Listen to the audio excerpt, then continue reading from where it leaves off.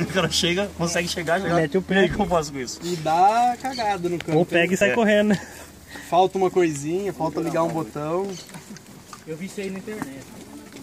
Não. Você que pôs o grupo, né? É, eu fiz um grupo nosso lá. Falei, ó, tem um mau Vai louco. ficar aqui com nós isso aí, né? Vai doar? Fica esperto, sabe? Foi fácil achar o dono agora. Não, agora eu. Ó, Narigudo. Oi. Filho da puta. Fala baixo lá, vai.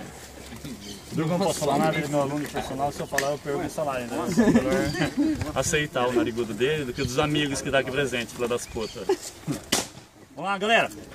Presta atenção aí que ele vai falar aí, explicar como é que funciona o esquema. Além do resgate ferido, do lado do soldado que a gente vai ter que trazer, ou nós, ou sabe lá quem, vai ter essa...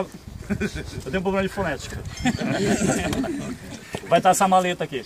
Vai, Preto, explica aí. Pessoal, é o seguinte, a maleta vai estar instalada já, que são dois plugs, um USB e um P10 que está na lateral dela, então não vai ter que fazer nada. O que vai ter que fazer, pessoal? Levantar os interruptores e acionar. A cada acionamento, acende um LED.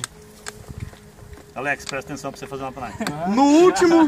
No último LED, libera o botão. Apertou o botão, é simultânea a explosão. A explosão é um... É um rojão. É um rojão, susto, é um rojão grande, o rojão não vai ficar do lado da maleta, tá?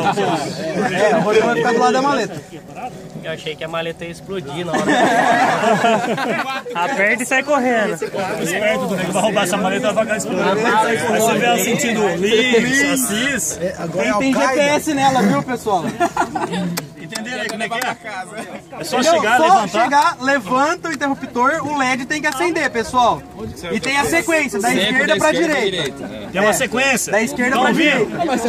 direita. Ô Lucas, você vai perder esse rádio. Não, Você vai perder esse rádio. se você acionar do outro lado, você tem que completar.